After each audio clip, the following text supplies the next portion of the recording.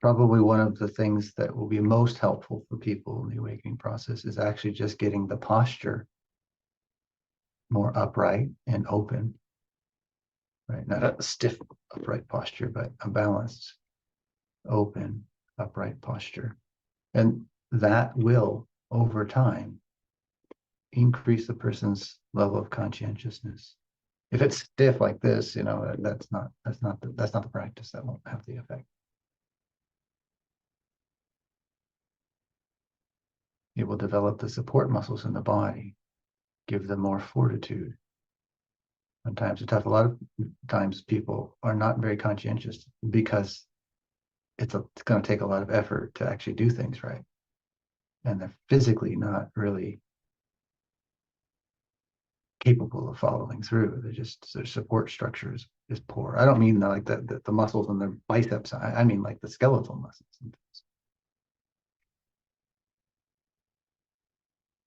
And this posture just doesn't equal respect. Now, there's a difference between someone who's very sick and body sagging versus someone who's basically healthy. Their body's sagging because psychologically they're sick. They don't have self-respect. Low conscientiousness often equates to a lack of self-respect, but more than that, a lack of respect for the universe.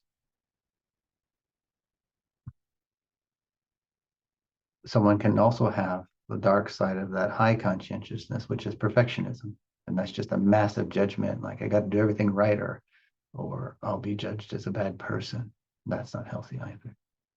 So we're looking for something. So it's a kind of, we'll say, conditioned conscientiousness versus unconditioned conscientiousness.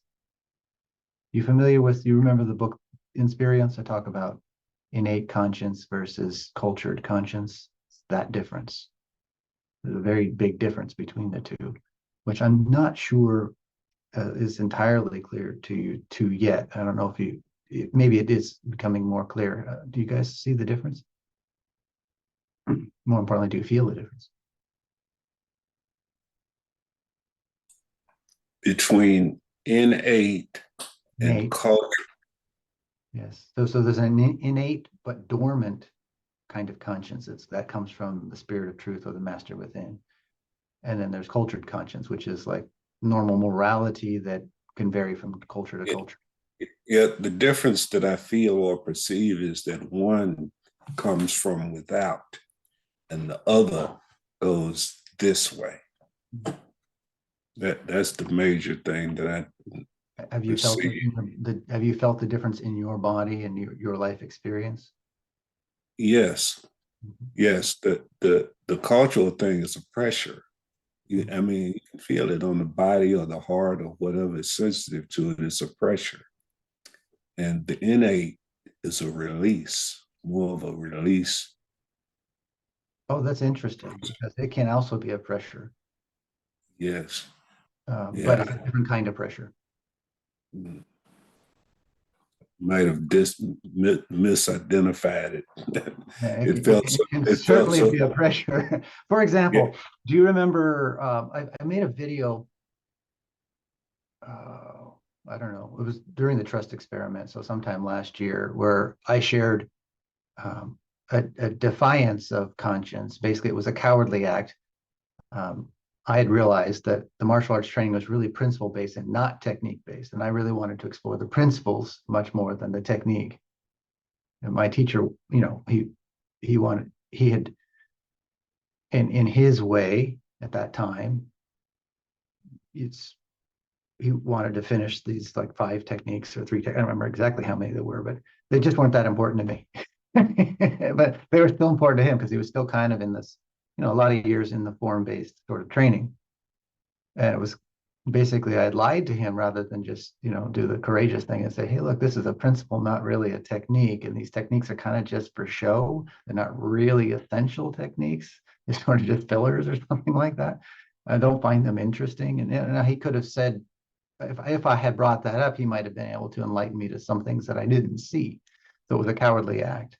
And it was certainly, I felt it, as I was doing it inside as being, something wasn't quite right.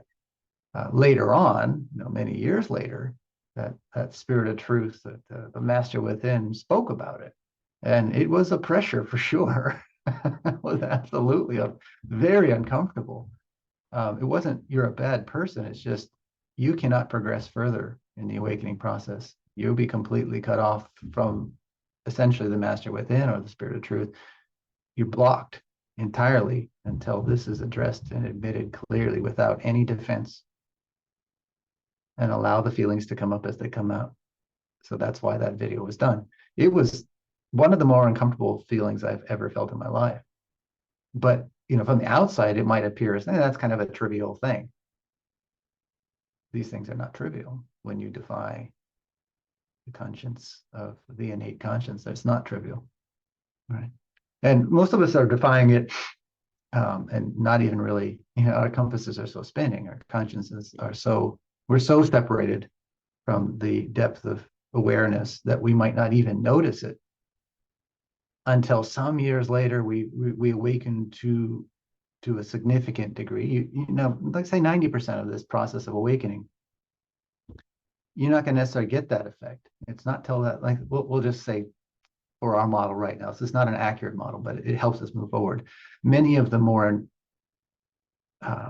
incredible effects and super impactful effects don't take place till we get into that last 10% of the process. The danger of the process is the danger, not of the process, of the model I presented, is it gives the impression that there's some fixed endpoint. And that's the unhelpful aspect of that process. So the model is just to demonstrate that you can go a long ways and be making progress. And it's not till you get very, very far into it that a lot of the subtler and more profound aspects really emerge. But there's been a lot of refinement that gets to that point. And when we get to that point, that's when what I'll say is the master within really starts to speak up. And then the fear of God. Metaphorically speaking, I get where that statement comes from, but because what it says is so clear, it's undeniable. And you know that you've been defying it. Somewhere inside, you knew it the whole time. It was just wishful thinking to think that you didn't really know it. It's kind of like that. It's like a light is shown on all of the areas that have been deceitful, and it can be very, very painful because the awareness is I have to face this stuff head on and open without trying to hide it, or I can't unify with the master within. It won't fully embody. And at that point, once you get to that awareness, you realize it is in fact your highest value, because it is the heart of the you, me, we, and it is the heart of everything that is of true meaning. It is the essential meaning of life, beyond the intellect's idea. Is that the trust, Richard? Trust leads us there. Leads us there. And trust comes from there. It both emerges from there and comes and opens it up, so to speak. So did all that make sense? Fear is not always a bad thing. What is it that fears? It is the trickster that's come in love with it. And then the trickster realizes, I gotta face my shit. You said fear is the trickster doing what? Oh, so no, I said fear is not always a bad thing. Yeah. And I don't remember what I said after that. Something about the trickster, but it is the trickster that is basically fearing the. You used the word love in there somewhere. The trickster is in love with the trickster has come to love, has opened, because it's the trickster that's awakening. It's the trickster that has come to love the master within. So the trickster has become comfortable in that particular thing that it has. It's not the right word. Well, okay, love. It's not the right word.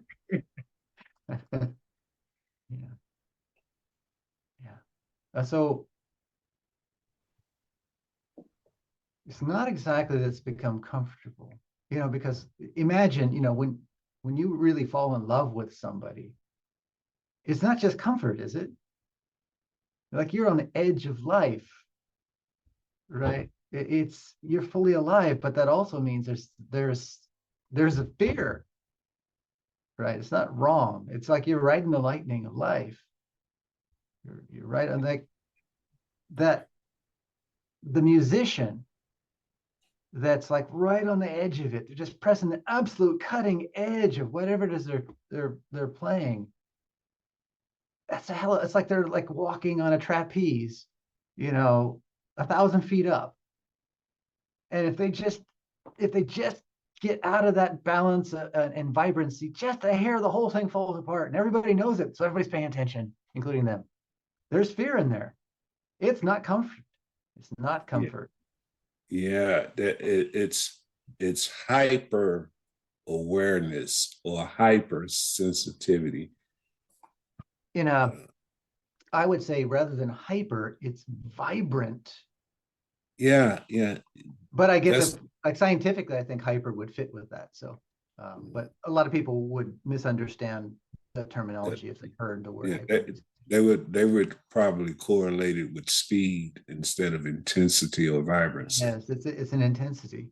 It's an Yes. intensity that the body develops the capacity to be with. Such intensity, if the body doesn't rejuvenate to the point where it can remain in that energy, the experience will always be fleeting, right? And if you will it to continue, it may kill the body. You just described the climax. Actually, it's very much like that. It's very much like an orgasmic experience, right? It's very much like that. And it's like you remember that feeling when you're just on the edge of it. Right? You kind of want to sustain that edge, but at the same time you really want to release that edge. It's kind of like that. Yeah. And so the experience is not just comfort, although you can learn to be calm through the experience. You can learn to relax through the experience, but that's part of the embodiment process. Prior to the embodied development of that calm, relaxedness through the experience, the body is going to be very intense and trying and actually could start to rebel against it. It's just it's like that clenching that will happen as you're trying to force the orgasm, right? That's a good it's a similar kind of experience. But that's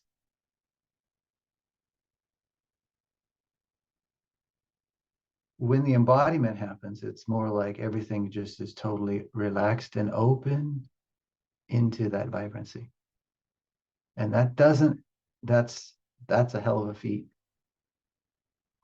That's a hell of a feat.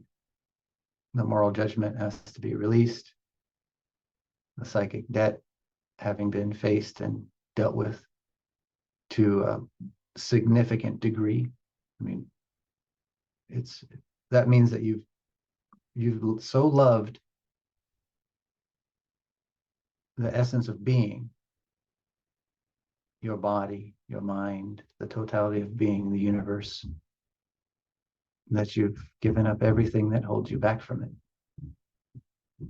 including all of the defiances of conscience. And some of that stuff is really painful. Even some of the stuff that seems small, because a lot of it is coming from, on the surface, it appears small, but what motivated it is not small. The subconscious structures and equations about our self-worth and our relationship with our body and with others. That stuff's not small. That equation may show up in an act that is externally seems small, or an act that externally seems huge. The motivation for lying in a small way versus motivation for lying in a big way might be exactly the same. We'll see the small lie and go, that's less than the big lie. But actually, if we stop looking at the symptom so much and look more to the cause, we'll see they're both monumentally important. Like, if we're going to continue down this path of love, respect, acceptance, appreciation, and ultimately trust, until that motivating force is acknowledged, admitted, and we've opened completely to it. Typically, the term that's used is surrender. I find that that's a misleading word for most people, so I avoid it. But until we've opened to it completely without defense mechanism, without blame, shame, or guilt in it, which doesn't mean we won't be releasing those feelings through the process. So it might appear outwardly that we're experiencing blame, shame, and guilt. We're just not exacerbating. We're just like releasing it, right? So we might be crying or whatever. But it won't come out as a label. I suck. It won't come out that way. You see it. I've been noticing this for a while, but I haven't yet got to that stage. But obviously, with exploring it more, because every single meditation and every day and every GC, there's always something there that you glean from it. So it's all a question of these little gleanings and putting them together and evolving. That's how I see it happening. Yes, that's the process. And if we're doing that, then we're being an example energetically for people who have a similar aim to awaken to the master within. Now, in fairness, people oftentimes have a different definition of what is meant by awakening. Mine is actually it's just a literal term. I'm using it as a literal term. We're actually awakening to the depth of the subconscious mind. That isn't just about us. There's a collective aspect of it, right? And you can't cheat that collective aspect because it's also you. I suspect, just based off of what had happened the last time, the illness that I've been experiencing really exacerbated. And the reason is there was such I was reaching such high frequencies, but still holding deception, and they're not compatible. And that starts to, really weigh on the body. That high frequency body's just not capable of handling it, right? So I don't think it's an accident that the nervous system started breaking down, right? And so it needed to be addressed. And the moment that was acknowledged publicly, I'm not saying everybody has to do it publicly, but in my case, that's just very clear. It had to be done publicly, probably because I do interact publicly with people, and I do convey these things. So it would be hypocritical of me to only talk about the pleasant aspects of the awakening process and not admit, hey, look, this is the unpleasant aspect, and not be an example of that. Does that make sense? So to me, to hide anything is not is out of or incongruent with the path.